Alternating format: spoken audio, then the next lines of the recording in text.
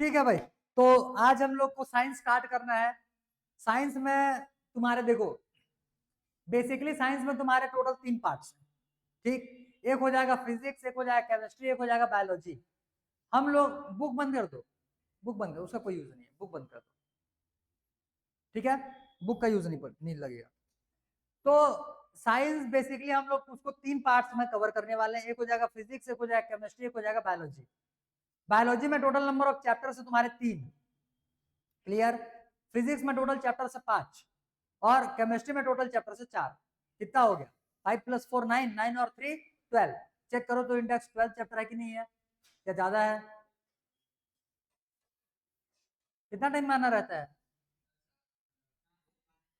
हो गया। तो 12 चैप्टर्स में से कौन कौन से चैप्टर्स तुमको किस किस सब्जेक्ट में मिलने वाले हैं, क्लियर हुआ? फिजिक्स में टोटल 5, केमिस्ट्री में 4 और बायोलॉजी में 3।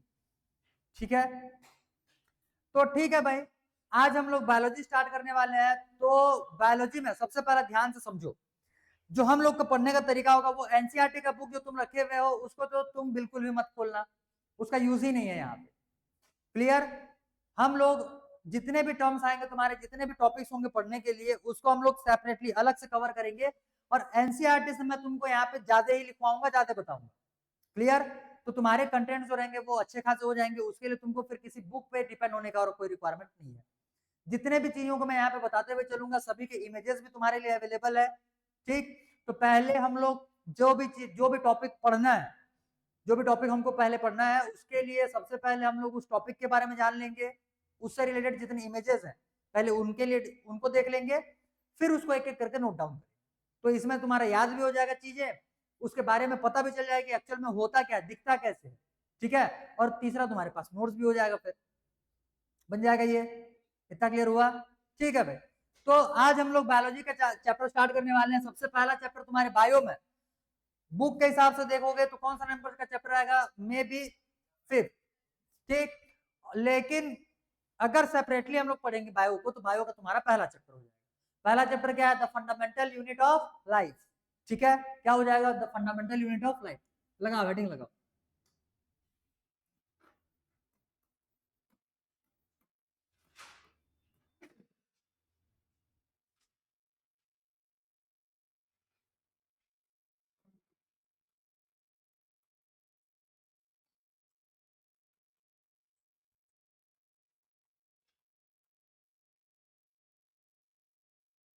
The fundamental unit of life.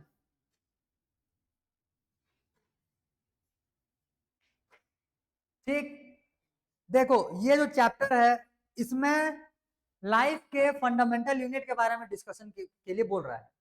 तो लाइफ का मतलब हो जाता है जितने भी ऑर्गेनिजम्स जो कि मूवमेंट करते हैं, मोशन करते हैं, ठीक, अलग अलग वेरियस एक्टिविटीज परफॉर्म करते हैं, उन सबको हम लोग लिविंग ऑर्गेनिजम्स बोलते हैं।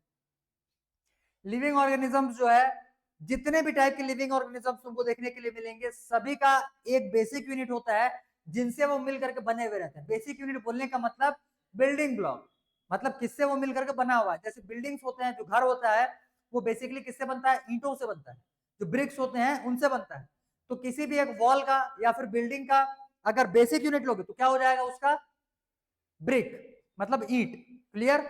वैसे ही कोई सा भी लिविंग ऑर्गेनिज्म को जब देखते हो तो लिविंग ऑर्गेनिज्म जो रहते हैं वो अगर उसको डिवाइड करना चालू किए, ठीक है, किसी भी लिविंग ऑर्गेनिज्म को जब डिवाइड करना चालू करेंगे तो फाइनली जिस पॉइंट तक हम लोग पहुंचेंगे, क्लियर, सबसे छोटा पार्ट, उसको बोला जाता है सेल, और उसी को हम लोग बोलते हैं fundamental unit of life. Clear? तो फंडामेंटल यूनिट ऑफ लाइफ में हम लोग को बेसिकली कौन सा चीज कवर करना है? सेल्स के बारे में। क्लियर हो गया ये? तो इसमें आ जाएंगे सेल्स। ठीक, क्लियर इतना? ठीक, तो अब इससे रिलेटेड पहले कुछ टर्म्स को हम लोग को याद करना पड़ेगा। पहले तो इसका इंट्रोडक्शन देख लो, इंट्रोडक्टरी पार्ट को पहले कंप्लीट करेंगे, इसके बाद फिर सेल पे उतरेंगे। ठीक, सेल के थ्योरीज क्या थे, कौन सेल थ्योरी दिया हुआ था, उसके बाद सेल जो रहता है इसको एक एक करके डिवाइड करना चालू करेंगे, और उसके अंदर के जितने भी चीजें रहेंगी, जितने भी कंपोनेंट्स हैं सेल के, सारे कंपोनेंट्स को हम लोग फिर एक एक करके कवर करेंगे। पहले हम लोग स्टार्ट करने वाले हैं इंट्रोडक्शन। ठीक है, तो पहले चीजों को सुनो। फिर डायग्राम में तुमको दिखाऊंगा, इमेजेस देखेंगे, उसके बाद फिर एक एक करके नोट डाउन करेंगे। क्लियर? सुनो भाई, देखो, तो सेल का जो डिस्कवरी है ये बहुत पहले से होना चालू हुआ है। अभी मत लिखना, मैं अभी बोर्ड में लिखूंगा तो भी मत लिखना, क्योंकि हम लोग इकट्ठा उसको मैं तुमको शॉर्ट में लिखूंगा। सेल का जो डिस्कवरी है ये बहुत पहले से चालू हो गया। सबसे पहला सेल को देखा गया था कब बोलने से? 1665। क्लियर हुआ? इस टाइम पे पहली बार सेल ऑब्जर्व किया गया। पहला इंसान, पूरे दुनिया का पहला इंसान जिसने सेल को ऑब्जर्व किया हुआ था, उसका नाम था रॉबर्ट हुक। ठीक, उसका नाम क्या था? Robert Hooke. रॉबर्ट हुक जो था,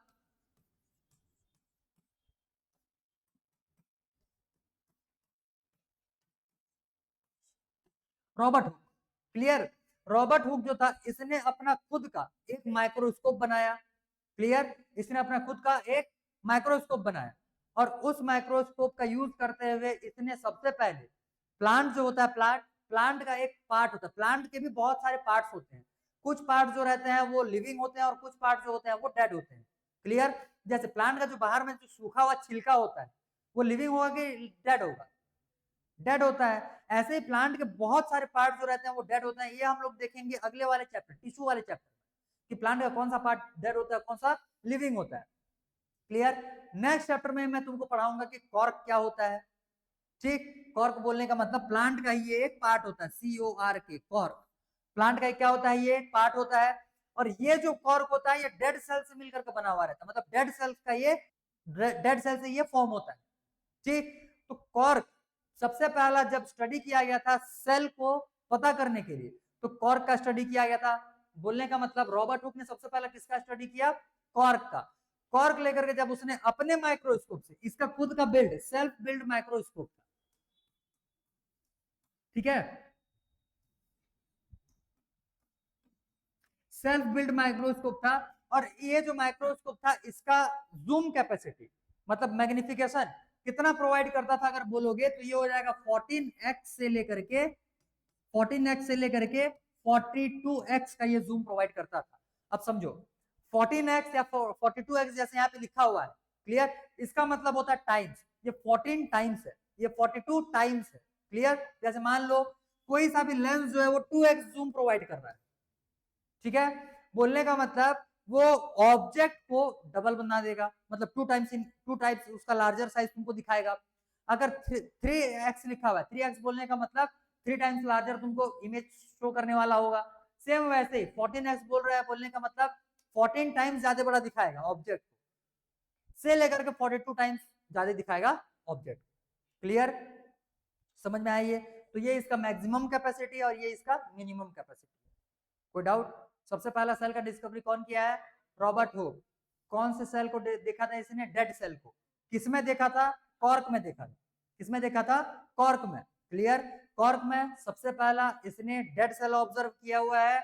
इसका खुद का बनाया हुआ माइक्रोस्कोप था, जिसका की मैग्निफिकेशन कितना से कितना हो जाएगा? 14x से 42x तक। अब देखो, इसने जब सेल को ऑब्जर्व किया, जब कॉर्क को ऑब्जर्व किया, तो उसमें इसको इस टाइप का स्ट्रक्चर देखने के लिए मिला।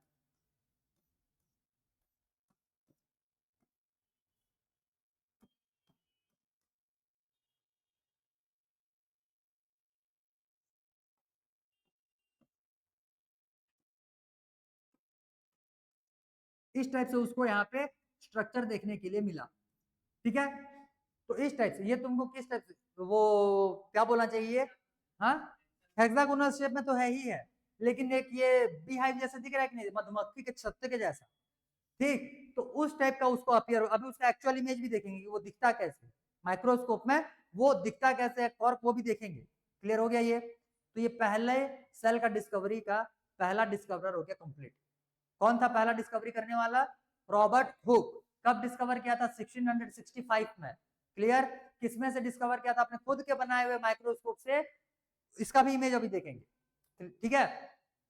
इसका मैग्निफिकेशन कितना था? 14x से लेकर के 42x तक का ये जूम प्रोवाइड कर सकता था। समझ गए इतना? अब देखो, धीरे धीरे करके टाइम बढ़ना चालू हो गया, और सारे के सारे सेल्स जो है ये डेड हुई है तो जरूरी नहीं है। धीरे धीरे करके जब सेल्स के ऊपर में और स्टडी होना चालू हो गया, तो फिर लिविंग सेल्स के बारे में भी लोगों को पता चला। कुछ टाइम जाने के बाद एक और नया आदमी आएगा, ये है रॉबर्ट हुक। जो सेकंड नंबर पे आता है इसको हम लोग बोलेंगे एंटोनी फिलिप वॉन ल्यूवेनहॉक। इतना लंबा चौड़ा नाम है, लेकिन तुमको इसको नहीं करना पड़ेगा, तुमको बस छोटा सा ही नाम याद रखना है। सिर्फ ल्यूवेनहॉक बोल देना या फिर वॉन ल्यूवेनहॉक बोल देना, तुम्हारा काम उतने में से हो जाएगा। तो सेकंड नंबर पे डिस्कवरी करने के लिए कौन आया है फिर? ये पहला हो गया। सेकंड पे आ जाएगा एंटोनी फिलिप वॉन ल्यूवेनहॉक, ये पूरा नाम है। तुम्हारे लिए मैं शॉर्ट में लिख दे रहा हूं, वॉन ल्यूवेनहॉक, HOEK। क्लियर? तो ये हो जाएगा एंटोनी फिलिप वॉन ल्यूवेनहॉक या फिर वॉन ल्यूवेनहॉक बोल दो, तुम्हारा इससे भी काम चल जाएगा। जैसे इस टाइम पे जब भी सेल का स्टडी करना होता था या फिर माइक्रोस्कोपिक चीजों को देखना होता था, तो माइक्रोस्कोप का रिक्वायरमेंट होगा उस टाइम पे, और माइक्रोस्कोप उस टाइम पे बहुत ज्यादा डेवलप्ड फॉर्म में बने नहीं थे। तो जो भी साइंटिस्ट अपना खुद का स्टडी करना चाहता था, वो अपना सेल्फ माइक्रोस्कोप बिल्ड कर लेता था। तो जैसे रॉबर्ट हुक ने अपना खुद का माइक्रोस्कोप बनाया था, ठीक है, हुक्स माइक्रोस्कोप, वैसे ही ल्यूवेनहॉक ने अपना माइक्रोस्कोप बनाया, इसको बोलेंगे Leeuwen's microscope, Leeuwenhoek microscope. Clear? Leeuwenhoek microscope जो था, इसका जूम कैपेसिटी जो था या मैग्निफिकेशन कैपेसिटी उससे ज्यादा था। इसका समझ लो, ये 70x से लेकर के 250x तक का, मतलब ऑब्जेक्ट अगर ये जैसे तुमको इतना बड़ा दिख रहा है, जब इसके माइक्रोस्कोप से देखोगे तो इसके 250 टाइम्स लार्जर इमेज देख सकते हो। समझे? तो इतना मैग्निफिकेशन किसका माइक्रोस्कोप प्रोवाइड किया था? एंटोनी फिलिप वॉन ल्यूवेनहॉक का। क्लियर? लेकिन इसने जो सेल स्टडी किया हुआ था वो था एक लिविंग सेल। वो क्या था? एक लिविंग सेल। क्लियर हुआ? अब लिविंग सेल्स में बहुत सारी चीजें आती है, जैसे इसने माइक्रोस्कोपिक चीजों को यूज किया हुआ था, सॉरी देखने के लिए यूज किया हुआ था अपना माइक्रोस्कोप।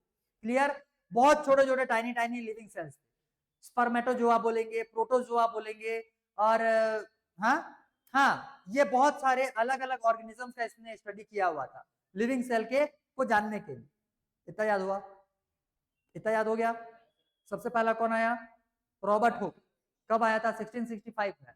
इसका माइक्रोस्कोप जो था, इसका मैग्निफिकेशन 14x से 42x तक का था। क्लियर? इसने सबसे पहला डेड सेल को स्टडी किया हुआ था। डेड सेल को स्टडी करने के लिए इसने कॉर्क का यूज किया। जब इसने ऑब्जर्व किया तो इसको बीहाइव जैसे हेक्सागोनल शेप में खाली स्पेसेस के पूरे एक नेट, मतलब एक वेब, एक जाल मिला हुआ था। समझ गए इतना? क्लियर? उसके बाद पहला लिविंग सेल का स्टडी करने वाला वॉन ल्यूवेनहॉक ने अपना खुद का माइक्रोस्कोप बिल्ड किया, जिसका की मैग्निफिकेशन 70x से लेकर के 250x तक का होने वाला है। इसने पहला लिविंग सेल स्टडी किया था। और एक ने इसने बहुत सारे अलग अलग ऑर्गेनिजम्स के लिविंग सेल को स्टडी किया हुआ था। एग्जाम्पल में लिखोगे तो उसमें से स्पर्मेटोजोआ हो जाएगा, प्रोटोजोआ हो जाएगा, ऐसे बहुत सारे लिविंग ऑर्गेनिजम्स उसमें से आ जाएंगे। समझे इतना? इतना याद हुआ? अब देखो, इतना याद होने के बाद अब धीरे धीरे करके डेवलपमेंट होना चालू हो गया टेक्नोलॉजी के फील्ड में। और टेक्नोलॉजी के फील्ड में अगर डेवलपमेंट होना चालू हो जाएगा तो जाहिर सी बात है, ये भी टेक्निकल चीज है, एक टेक्निकल टूल ही है। ये जो माइक्रोस्कोप ये लोग बनाए हुए हैं, ये टेक्निकल ऑब्जेक्ट ही हो जाएगा। ठीक? इसमें भी जब आगे चलकर डेवलपमेंट देखने के लिए मिलेगा तो और ज्यादा हैवी माइक्रोस्कोप फिर बनने चालू होंगे, और सेल के और डिटेल स्टडी करना चालू करेंगे साइंटिस्ट। तब जाकर के फिर बहुत सारे डिफरेंट डिफरेंट तुमको और भी फैक्ट्स में से पता चलने वाले। क्लियर? इतना इतने में कोई डाउट नहीं होना चाहिए। तो इतने का पहले हम लोग इमेजेस देख लेते हैं, फिर इतने को पहले नोट डाउन करेंगे और फिर यहाँ से फिर आगे बढ़ेंगे पार्ट बाय पार्ट, थोड़े थोड़े पार्ट्स में हम लोग इसको कंटिन्यू कर रहे हैं। देखो,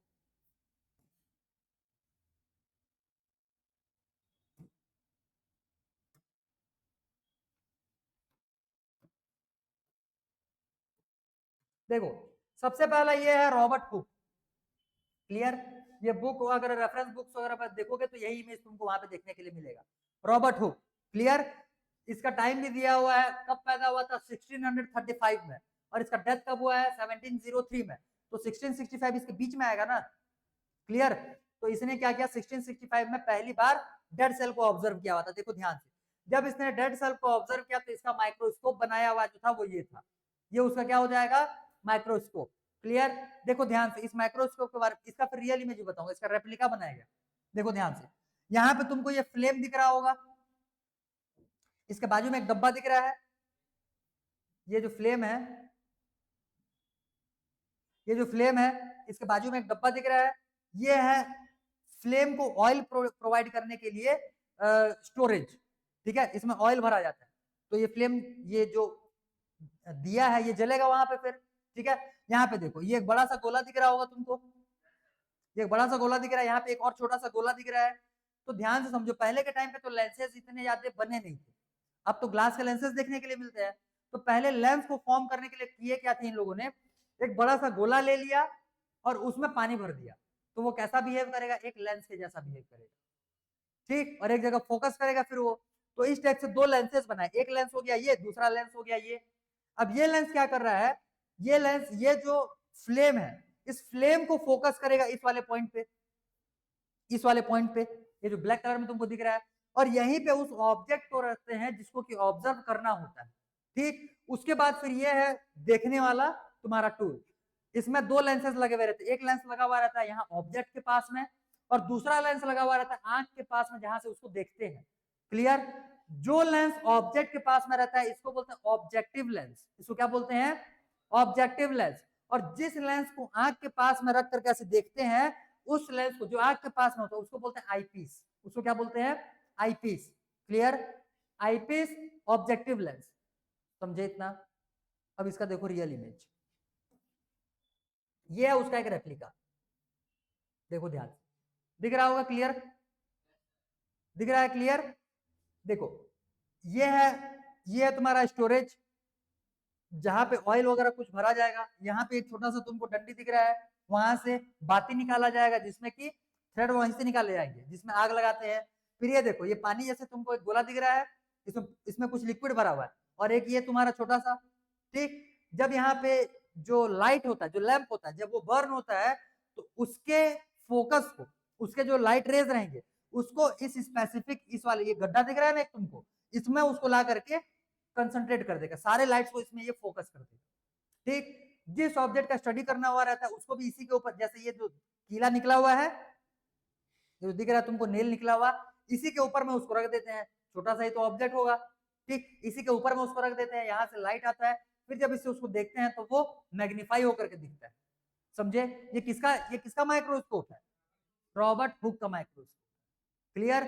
इसके बाद फिर देखो जो देखा था इसने इमेज में, वो इमेज ऐसा दिखा था, यही है वो इमेज, कौन सा, कॉर्क का, डेड सेल्स के ये इमेजेस हो, ठीक। तो ये कैसा दिख रहा है, मधुमक्खी के छत्ते के जैसा दिख रहा है, क्लियर। नेक्स्ट, और ज्यादा जूम, ये तो उसके टाइम का, जूम के टाइम का हो गया। अब जब टेक्नोलॉजी और आ गया तो हमारे पास और भी बेहतरीन बेहतरीन टाइप के माइक्रोस्कोप्स है, तो जो बेहतरीन माइक्रोस्कोप से खींचा गया उसका व्यू था वो ये, समझे, बन जाएगा इतना, ठीक।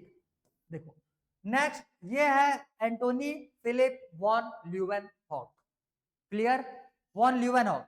इस आदमी ने फिर अपना खुद का माइक्रोस्कोप बनाया, इसका जो माइक्रोस्कोप है ये ऐसे दिखता है, इसका माइक्रोस्कोप जो है ये ऐसे दिखता है, ये तुमको दिख रहा है माइक्रोस्कोप, यहाँ पे देखो ध्यान से, ये जो यहाँ पे नेल दिख रहा है तुमको, एक कील टाइप का दिख रहा है, नुकीला जो शार्प ऑब्जेक्ट दिख रहा है, टूल दिख रहा है, इसके ऊपर में जिस चीज का स्टडी करना रहता है, जैसे ये है, ठीक, इसके ऊपर में उसको प्लेस कर दे, एकदम थोड़ा सा छोटा सा ही तो ऑब्जेक्ट रहेगा, इसके ऊपर में उसको प्लेस कर दिए। अब ध्यान से देखो, ये जहाँ पे प्लेस है यहाँ पे तुमको एक कांच दिख रहा होगा छोटा सा, वो लेंस है, वो क्या है, लेंस।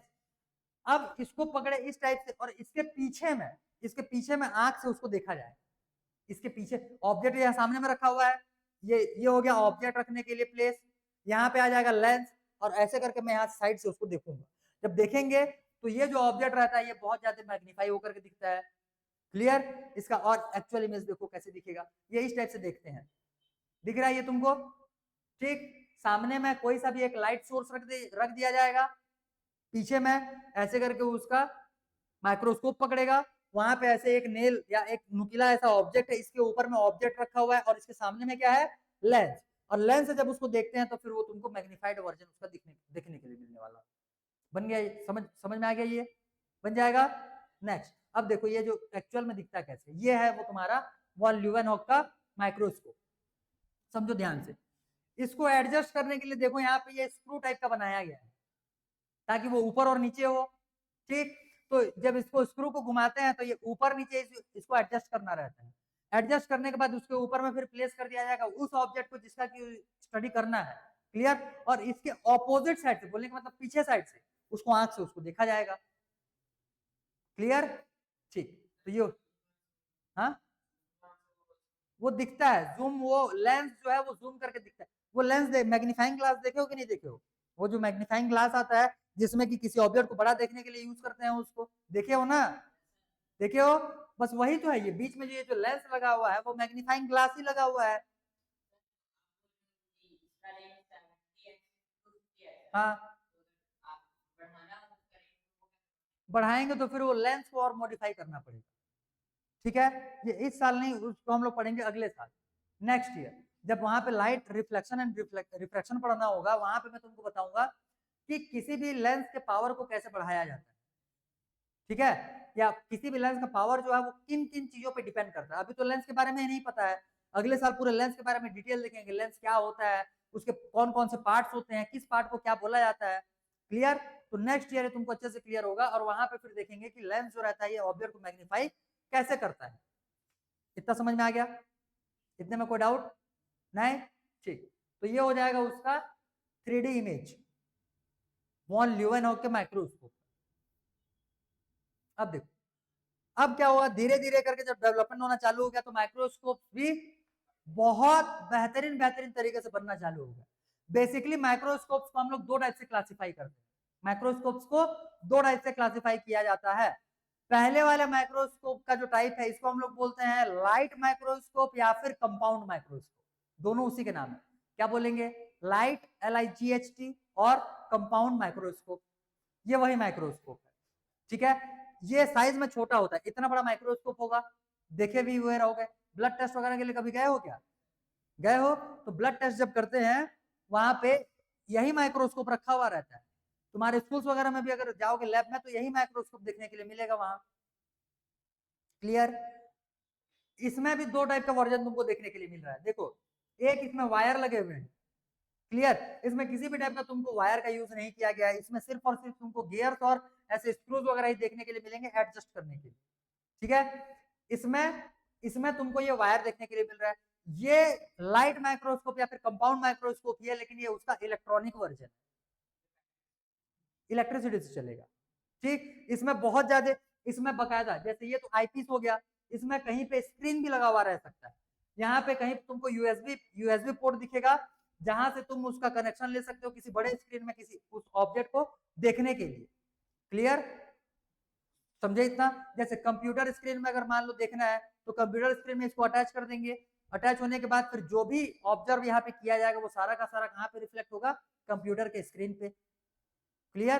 तो ये इलेक्ट्रॉनिक लाइट माइक्रोस्कोप हो जाएगा और ये सिंपल लाइट माइक्रोस्कोप या फिर कंपाउंड माइक्रोस्कोप हो जाएगा। इतने में कोई डाउट? ये जो माइक्रोस्कोप रहता है इसका जूम कैपेसिटी या फिर मैग्नीफाइंग कैपेसिटी 100x से लेकर के 1500x तक होता है। कहां से कहां तक? 100x से लेकर के 1500x तक का ये जूम प्रोवाइड करेगा। क्लियर? इस माइक्रोस्कोप के अलावा एक और माइक्रोस्कोप होता है जिसको हम लोग बोलते हैं इलेक्ट्रॉन माइक्रोस्कोप, और इलेक्ट्रॉन माइक्रोस्कोप बहुत बड़े साइज का होता है, इतने बड़े साइज के लगभग लगभग होंगे। ठीक है, इससे भी बड़े होंगे, और ये पूरे ऊपर से नीचे तक आ जाएगा। ठीक है, इलेक्ट्रॉन माइक्रोस्कोप जो रहता है ये और बहुत ज्यादा टाइनी ऑब्जेक्ट्स को स्टडी करने के लिए यूज किया जाता है, और इसका मैग्निफिकेशन कैपेसिटी जो रहता है वो 1 लाख से लेकर के 5 लाख एक्स तक का जूम होता है। समझे? 1 मिलियन जूम, 1 मिलियन एक्स से लेकर के 5 million x, sorry 0.1 million x zoom से लेकर के 0.5 मिलियन एक्स तक का जूम वो प्रोवाइड करता है। समझे इतना? एक्चुअली में उसका उसका जो यूज रहता है वो अलग अलग मेटल्स को देखने के लिए, जैसे मान लो कोई सा गोल्ड ले लिए, उसका एटम कैसे दिखता होगा, तो एटम के एटॉमिक लेवल पे स्टडी करने के लिए उसका यूज किया जाता है। क्लियर? यहाँ पे देखो ये है तुम्हारा इलेक्ट्रॉन माइक्रोस्कोप, साइज देख लो इसका कितना बड़ा है। ठीक, इसको एक जगह से दूसरे जगह कैरी करके लेकर जाना इम्पॉसिबल। ठीक है, बहुत ज्यादा सेंसिटिव होता है, इतना सेंसिटिव होता है कि जहां पे इस माइक्रोस्कोप का यूज करते हैं या जहां पे एटम्स का स्टडी के लिए यूज करना रहता है वहां पे किसी टाइप का ना साउंड आना चाहिए, ना किसी टाइप का वहां पे बातचीत करना चाहिए, एकदम शांत माहौल रखना चाहिए। क्लियर? क्योंकि बाद में अगर हम लोग करेंगे तो हमारे वॉइस से वेव निकल रहा है, और इसमें इसमें भी एनर्जी है, थोड़ा मोड़ा एनर्जी पे अगर एटम के पास जाएगा तो फिर वो एटम का स्टडी करने ही नहीं देगा, उसमें डिस्टॉर्शन ले आएगा। क्लियर है? उसका धुंधला धुंधला इमेज बनेगा, तो इस वजह से वहां पे एकदम शांति रखा जाता है। सेल में, हाँ, सेल में एटम नहीं होता है, सेल के जो ऑर्गेनल्स होंगे, सेल के जो कंपोनेंट्स होते हैं, ये बेसिकली एटम से बने हुए रहते हैं। सारा चीज एटम से बना हुआ है, सारा चीज। सेल नहीं बोल सकते, सेल बहुत सारे एटम्स का ग्रुप से बना हुआ है, और सेल एक पार्ट थोड़ी है, सेल के बहुत सारे अलग अलग पार्ट्स देखने वाले हैं, तो हर पार्ट जो रहेगा वो अलग अलग कॉम्पोजिशंस का बना हुआ रहता है। क्लियर? क्लियर इतना? ठीक है, तो ये हो गया। ये हो जाएगा कौन सा माइक्रोस्कोप? इलेक्ट्रॉन माइक्रोस्कोप बन जाएगा ये।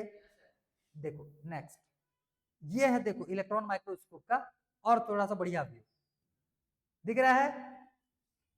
कितने बड़े साइज का है, देखो पूरा का पूरा ऊपर के फ्लोर तक ये टच कर रहा है, ठीक, और साइज में भी कितना बल्कि साइज में दिख रहा है तुमको। क्लियर? ठीक है, तो ये हो जाएंगे इलेक्ट्रॉन माइक्रोस्कोप। अब इसके बाद आगे देखना है हम लोगों को सेल का थ्योरी। ठीक है, ये देखो, ये एक्चुअली में ये इमेज खींचा हुआ है एटम का। ठीक है, ये इलेक्ट्रॉन माइक्रोस्कोप है। इलेक्ट्रॉन माइक्रोस्कोप में एटम्स, एटम्स देखो कैसे लाइन से अरेंज है। ये गोल्ड, गोल्ड जो होता है ना सोने का, गोल्ड जो रहता है, गोल्ड एकदम छोटा सा उसका टुकड़ा लेकर के इसको स्टडी किया गया, और यहाँ पे गोल्ड के क्या निकल गए? एटम्स। क्लियर? तो ये होते हैं इस टाइप से एटम्स। देखो, इसके बाद अब हम लोग को देखना है सेल थ्योरी के बारे में। इसके बाद तुमको थोड़े से सेल थ्योरी के बारे में जानना है कि सेल थ्योरी लेकर के कौन आया। यहाँ पे दो साइंटिस्ट और आ जाएंगे। ऊपर में जो दिख रहा है इसका नाम है श्वान, खाली शॉर्ट में याद रखो श्वान, और इसका नाम हो जाएगा स्लीडन। स्लीडन एंड श्वान, कौन से दो साइंटिस्ट आएंगे? स्लीडन एंड श्वान, स्लीडन एंड श्वान, ये दोनों सेल थ्योरी देते हैं। सेल थ्योरी में हम लोग को चार पार्ट्स, सॉरी 4 पॉइंट्स टोटल देखने हैं, सुनते चलो, खाली लिखेंगे सबको एक एक करके। ठीक है, तो ये लोग क्या बोले थे? जितने भी लिविंग ऑर्गेनिजम्स हैं सारे के सारे बेसिक यूनिट सेल से मिल करके बने हुए हैं। पहला क्या इन लोगों ने बताया कि सारे लिविंग ऑर्गेनिजम्स जो हैं ये सेल से मिल करके बने हुए हैं। जो नया सेल आता है वो ऐसे अचानक से गायब होकर के नहीं आएगा। क्लियर? जो नया सेल है वो अचानक से गायब होकर के नहीं आएगा या अचानक से एग्जिस्ट नहीं करेगा। नया सेल जो रहता है वो पहले से जो सेल एग्जिस्टेंस में है, क्लियर, उनसे बनते हैं। New cells develop from pre existence cells. Clear? मतलब पहले से जो सेल्स एग्जिस्ट कर रहे हैं उन्हीं से नया सेल का फॉर्मेशन होगा। क्लियर हुआ? ये दूसरा पॉइंट हो जाएगा। तीसरा पॉइंट इसमें से ये आ जाएगा कि जितने भी सेल्स होते हैं, जितने भी सेल्स होते हैं, सारे सेल्स का बेसिक स्ट्रक्चर जो होगा वो सेम होगा। बेसिक स्ट्रक्चर बोलने का मतलब सभी सेल्स में तुमको सेल मेम्ब्रेन, न्यूक्लियस नहीं मिलेगा देखने के लिए। सभी सेल्स में तुमको सेल मेम्ब्रेन देखने के लिए मिलेगा, सभी सेल्स में तुमको साइटोप्लाज्म देखने के लिए मिलेगा। तो ये जो है ये बेसिक स्ट्रक्चर हो जाएगा या बेसिक कंपोनेंट्स हो जाएंगे। क्लियर? सभी में नहीं रहती, मतलब प्रोमिनेंट न्यूक्लियस सभी में नहीं रहती। क्लियर? जो यूनिसेलुलर ऑर्गेनिजम्स होते हैं उनके न्यूक्लियस जो होते हैं वो साइटोप्लाज्म में ही घुले हुए रहते हैं, तो उनका न्यूक्लियस दिखता नहीं है। हमारे पास जैसे आरबीसी का सेल, ठीक, रेड ब्लड, हमारे पास है ना आरबीसी, रेड ब्लड सेल, या जिसको कि बोलते हैं रेड ब्लड कार्पस्कल्स। क्लियर? इसके पास भी न्यूक्लियस नहीं होता, ये भी नॉन न्यूक्लिएटेड होता है। जरूरी नहीं है। हाँ, प्लाज्मा मेम्ब्रेन क्या? सेल मेम्ब्रेन को प्लाज्मा मेम्ब्रेन बोलते हैं, मतलब उसका एकदम आउटर कवरिंग। अरे रुक जाओ भाई, अभी से उतना डिटेल कहा जा रहे हो? अभी आने वाले टॉपिक में तुमको सेल ही तो पढ़ना है, इन्हीं सब चीजों के बारे में एकदम डिटेल डिस्कस करने वाले हैं। समझे कि सेल क्या होता है, सेल के ऑर्गेनल्स क्या क्या होता है, प्लाज्मा मेम्ब्रेन क्या है, प्लाज्मा क्या होता है, न्यूक्लियस क्या होता है, किसमें तुमको न्यूक्लियस देखने के लिए मिलेगा, किसमें नहीं मिलेगा। क्लियर? किसमें जो ऑर्गेनल्स रहते हैं ये वेल डिफाइंड होते हैं, किसी किसी ऑर्गेनल्स में दो दो लेयर होते हैं, किसी किसी ऑर्गेनल्स में सिंगल लेयर होता है। क्लियर? तो इन सब चीजों के बारे में बहुत डिटेल में डिस्कस करने वाले रहेंगे, तुम्हारा बायोलॉजी अच्छा खासा टाइम खींचेगा। ठीक, तो पहले बेसिक चीजों को समझते हुए चलो, सुनते हुए चलो और दिमाग में बिठाते हुए चलो। इतना याद हो गया? उसके बाद इन्होंने सेल थ्योरी दिया हुआ था, 3 पॉइंट्स क्लियर हो गए। ठीक, स्लीडन, इसका नाम स्लीडन, उसका नाम श्वान।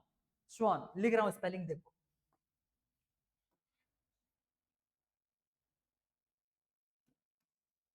ये है स्लीडन, SCHLEIDEN,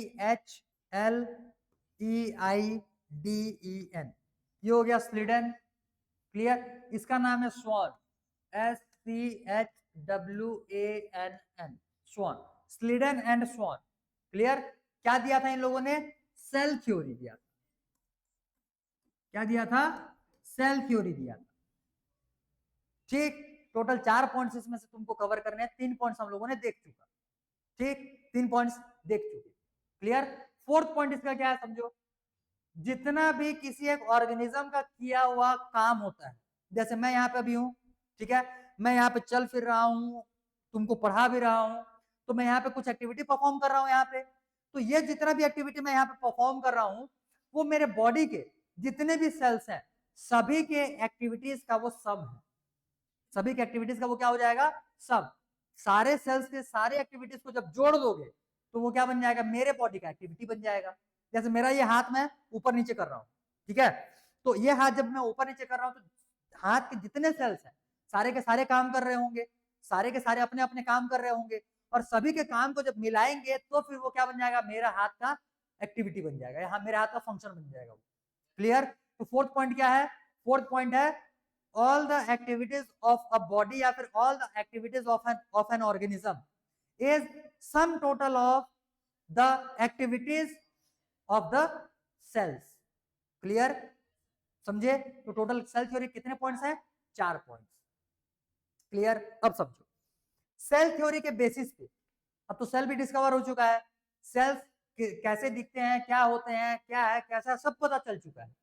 अब सेल्स के बेसिस पे दो टाइप से ऑर्गेनिजम्स को क्लासिफाई किया जाएगा। एक वो ऑर्गेनिज्म जो सिर्फ और सिर्फ सिंगल सेल से मिलकर के बना हुआ है। क्लियर, और एक वो ऑर्गेनिज्म जो बहुत सारे सेल्स से मिलकर के बना हुआ है।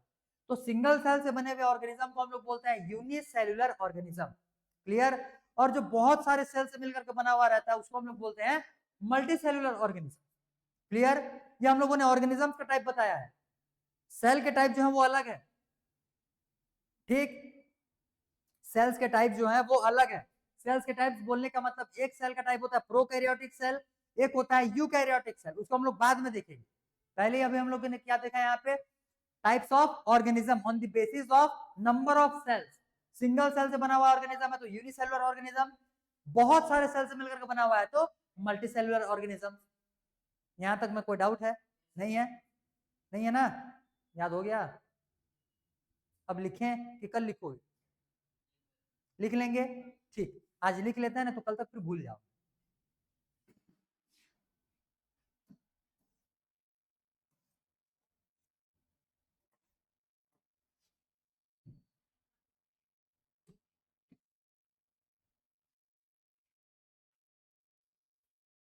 ठीक है, चलो भाई, तो पहला हेडिंग लगाओ आज के लिए, discovery of cell.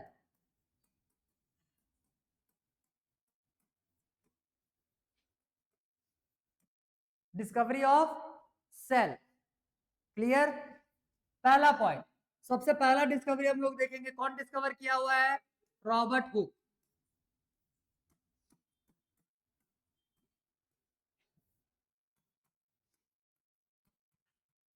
Robert Hooke, इसने स्टडी किसका किया? प्लांट के कॉर्क का। Clear, cork of plant. ठीक, कब? 1665। कॉर्क ऑफ प्लांट का इसने स्टडी किया हुआ है। ये कैसा सेल है? Dead cell. Clear, used a microscope, a self made microscope.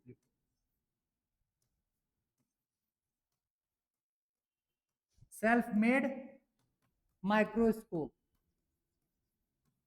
और ये जो माइक्रोस्कोप है इसका मैग्निफिकेशन कितना हो जाएगा? 14x से लेकर के 42x तक का।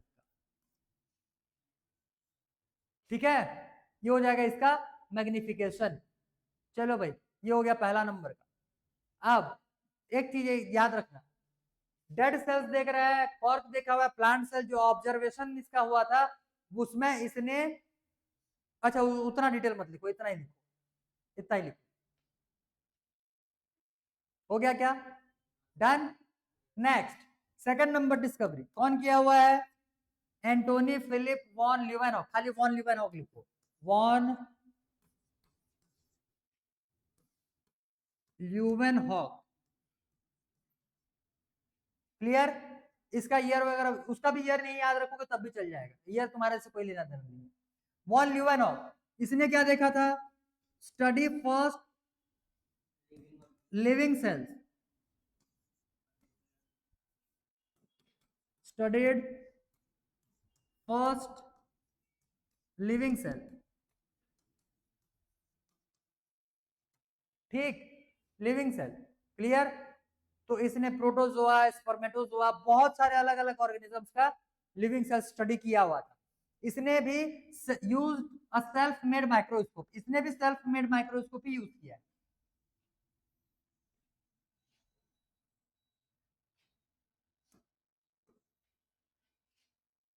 Used a self made microscope, और इसके माइक्रोस्कोप का जूम कितना है, मैग्निफिकेशन कितना है इसका?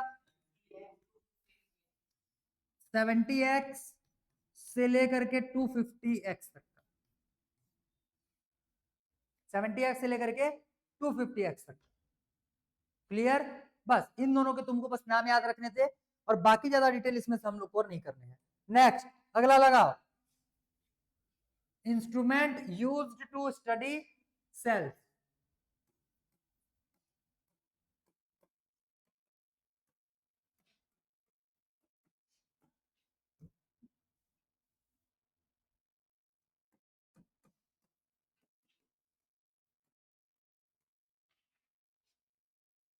Instruments used to study cells. ठीक, इसमें हम लोग देखने वाले हैं माइक्रोस्कोप के बारे में। ठीक है, इसमें हम लोग देखेंगे माइक्रोस्कोप के बारे में। माइक्रोस्कोप जो रहता है बेसिकली तुमको दो टाइप से देखने के लिए मिलेगा। एक हो जाएगा इसमें से लाइट या फिर कंपाउंड माइक्रोस्कोप। क्लियर? और दूसरा आ जाएगा इसमें से इलेक्ट्रॉन माइक्रोस्कोप।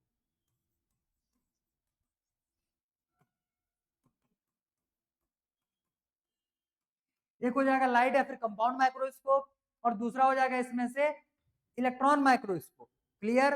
अब इसको डिफरेंशिएट करने के लिए अगर आता है तो डिफरेंशिएट भी कर देना। ये क्या हो जाएगा? स्मॉल इन साइज, ये हो जाएगा बल्क इन साइज।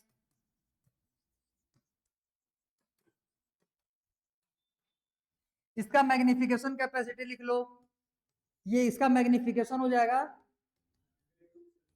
1500, ये हो जाएगा 100x से 1500x। क्लियर? और इसका मैग्निफिकेशन हो जाएगा 1 लाख से लेकर के 5 लाख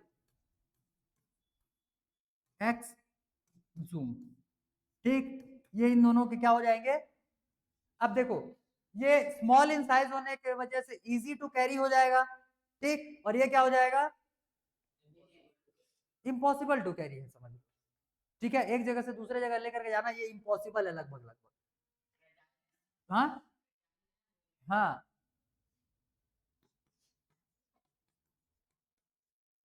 एक काम करो, इसको लिख ही लो जल्दी, इजी टू कैरी उसमें लिख लो। हाँ, इम्पॉसिबल टू कैरी या वेरी डिफिकल्ट लिखो, इम्पॉसिबल मत, इम्पॉसिबल तो होता ही नहीं है कुछ चीज, इम्पॉसिबल मत लिखो। Very difficult to carry, very difficult to carry from one place to another place.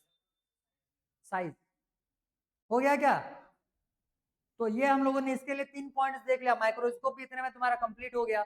Microscope के लिए बस तुमको अपने बुक में जो डायग्राम दिया हुआ है उसके लेबलिंग एक बार देख लेना, क्योंकि स्कूल के एग्जाम में तुमको लेबलिंग से रिलेटेड क्वेश्चन पूछा जा सकता है। ठीक, कि कौन से पार्ट को क्या बोला जा रहा है, बन जाएगा। ठीक है भाई, तो ये हो जाएंगे इलेक्ट्रॉन माइक्रोस्कोप और कंपाउंड या फिर लाइट माइक्रोस्कोप। इतना में कोई डाउट है और नहीं? ठीक है, तो अगला नेक्स्ट स्टडी लगाओ, छोटा सा ही है, सेल थ्योरी। किसका?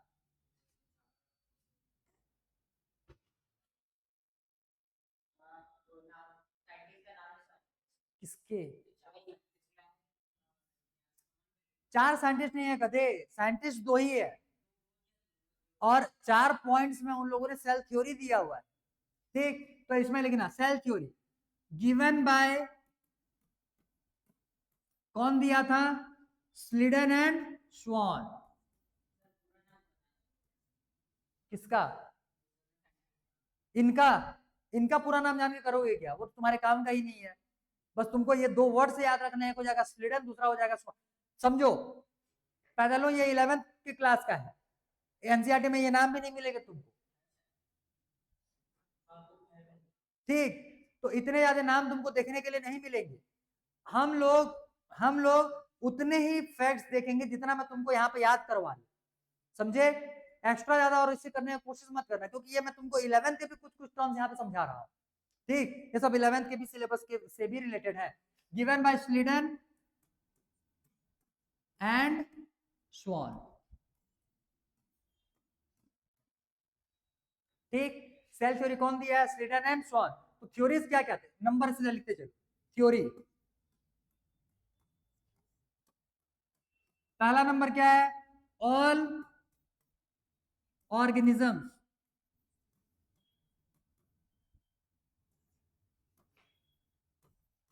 Are made up of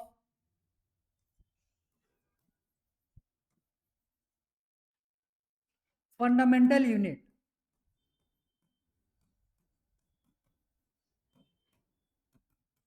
called cell. Clear? सभी के सभी ऑर्गेनिजम्स जो हैं ये फंडामेंटल यूनिट मतलब सेल से बने हुए हैं। Second number, new sales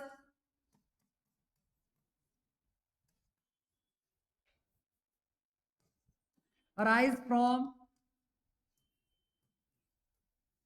pre-existing cells।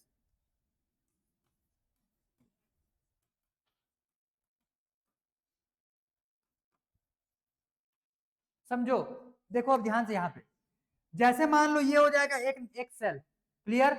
ये सेल करेगा क्या? ये अपने आप को डिवाइड करेगा, ये अपने आप को डिवाइड करेगा। जब ये सेल डिवाइड करेगा तो इससे फिर 2 और नए सेल्स बन जाएंगे, इसको बोलते हैं पेरेंट सेल। इसको क्या बोलते हैं? Parent cell. और ये जो 2 नए सेल्स बन करके आए हुए हैं इनको बोलते हैं डॉटर सेल्स। इनको क्या बोला जाता है? Daughter cells. तो ये जो 2 नए सेल आए अपने से गायब होकर के आए हैं क्या? अपने से खुद से गायब होकर के आए हैं क्या? नहीं ना, ये वो पहले से जो सेल एग्जिस्ट कर रहा था उसी के 2 पार्ट में टूटने से 2 नए सेल्स बने हुए हैं। क्लियर? तो new sales arise from pre existing cells. कोई डाउट? समझे इतना? Third, all cells have similar basic structure.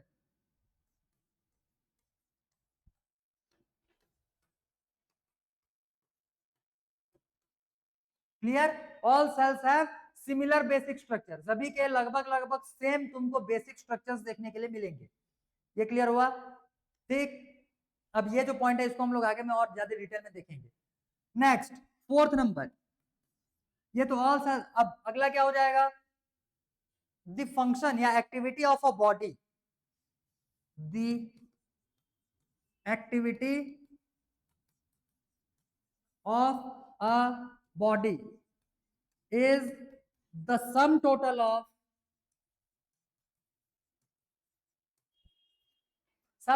of activity performed by all the cells present in the body. Sum total of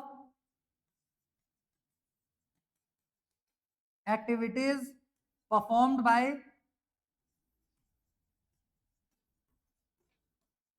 all the cells present in the body.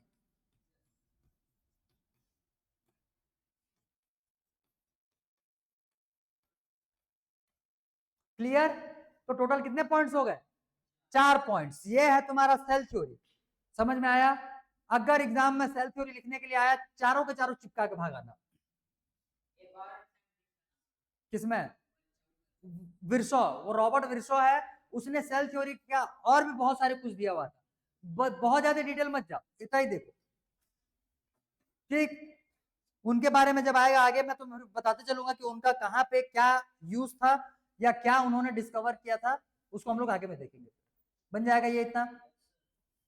तो इतने तक का topic हम लोग का हो गया कवर। इसके बाद जो हम लोग का टॉपिक कवर होने वाला है ये हो जाएगा तुम्हारा difference between unicellular and multi. आज हेडिंग लगा लो, आज नहीं करेंगे, उसको कल करेंगे, आज हैवी हो जाएगा। ठीक, अगला हेडिंग लगाओ। रुको पहले देख लो, सुन लो, फिर लिखना। Types of organism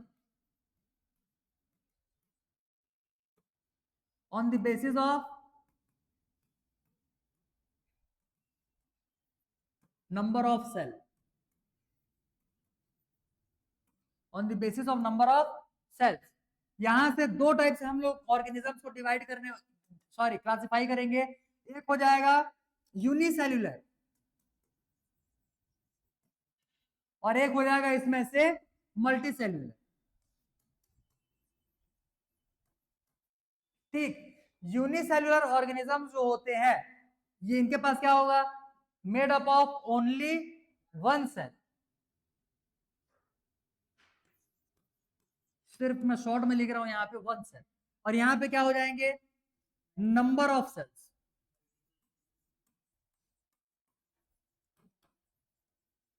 number of cells. ठीक, समझे इतना? जल्दी उतारो इतना।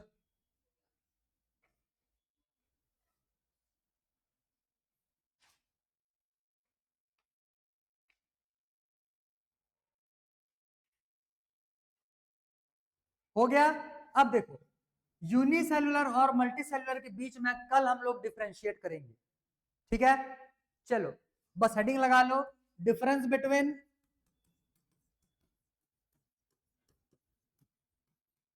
क्या हो जाएगा, यूनिसेल्युलर एंड मल्टीसेल्युलर।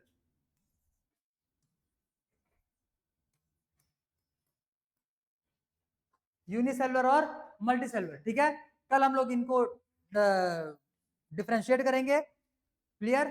तो फिर उसके बाद, इसके बाद ये डिफरेंशिएशन होने के बाद इतने में तुम्हारा इंट्रोडक्शन का टॉपिक हो जाएगा कंप्लीट। ठीक है, सेल का इंट्रोडक्शन यहीं तक था। उसके बाद फिर सेल तुम्हारा चालू करेंगे और एक एक पार्ट को उठा उठा करके कवर करेंगे फिर। ठीक है, एक चीज समझ लो, तुम्हारा ये जो टॉपिक है ये फैक्ट्स हैं अच्छे खासे, मतलब चीजों को तुमको याद करना पड़ेगा, तुमको खुद से नहीं करना है, मैं यहाँ पे तुमको याद करवा दूंगा। याद रखना तुमको है, फिर याद करवाना मेरे को है और याद रखना फिर उसको तुमको है। समझे? पहला चैप्टर खत्म होते होते तक पहला चैप्टर के सारे टर्म्स तुमको याद रहेंगे, इतना कंफर्म। ठीक है, लेकिन उसके बाद एग्जाम्स वगैरह दिलाने हैं, टेस्ट वगैरह होंगे, तो उन सब के लिए याद रखने का काम फिर हो जाएगा तुम्हारा।